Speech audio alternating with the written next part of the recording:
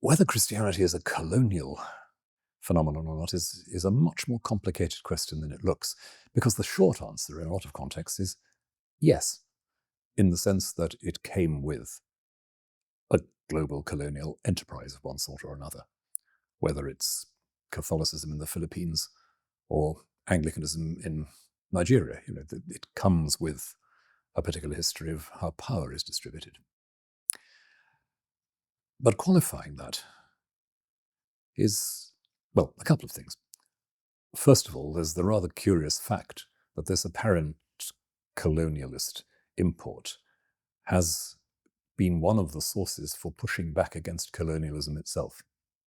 A friend of mine many years ago, a philosopher in Cambridge, used to say, the thing about authentic Christianity is that it trains its own critics. And people who've come from indigenous First Nation backgrounds who have not abandoned Christianity have often said, what the colonizers didn't know was that they were giving us the tools in Christianity to push back at colonialism and imperialism. They were giving us a set of theological tools for discovering agency and dignity and freedom. In a way, they would have been rather horrified by it had they realized it. And I can remember Desmond Tutu saying similar things in his day as well. So I think that's one element. The second element is a rather more complicated one. In almost every setting where it's landed, Christianity has been, let's not say a colonial, but a foreign thing.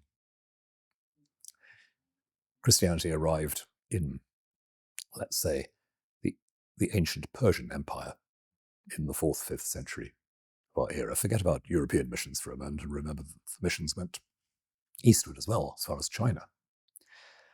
And you see the missions from Syria and Persia, Iran, moving into China, and between the 7th and 9th centuries in China, finding a way of expressing these very alien ideas in the vocabulary of Chinese religion, Chinese culture.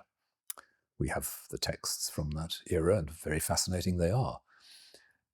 But there's no way around it. This was something from elsewhere. The only environment in which Christianity wasn't an import was the Jewish world of the 1st century. So there's always an element of the Christian gospel coming as something a bit strange. And of course, even in that Jewish world of the 1st century, it was strange. Something different happened to revolutionize how at least some Jewish people saw themselves. So you wouldn't expect anything other than that Christianity should be a challenge to accepted ways, accepted cultures. And what is both disturbing and sometimes inspiring in Christian history is to see the very different ways in which Christian communities have handled that mixture of having to make it familiar and keeping it strange enough to be transformative, familiar enough not to feel like an artificial surface. You have the Syrian monks translating their ideas into Chinese terms and texts in that early medieval period. You have, I suppose you could say, something like the Anglo-Saxon poem of The Dream of the Rood from the 8th century, 7th, 8th century, turning the story of the crucifixion into the story of a kind of Nordic hero, scrambling up onto the cross like a warrior climbing onto his horse.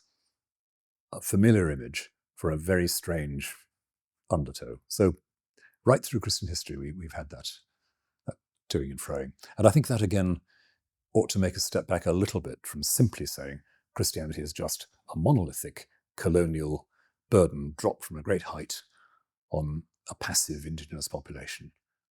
On the contrary, you have engagement, you have mutual transformation. And Lamin Sanneh, the great Ghanaian scholar of religions, who sadly died a couple of years ago, one of the greatest analysts of mission history, I think, in the world. Lamin used to say that in his research, he had discovered that in Africa, the places where the Christian church had taken deepest root and become most deeply identified with local aspiration and liberation were the places where missionaries had adopted a local word for God rather than importing something from elsewhere. So where the native word for God, for the supreme, whatever, is simply transferred, you have something that mysteriously, or maybe not so mysteriously, anchors the faith more deeply in that reality.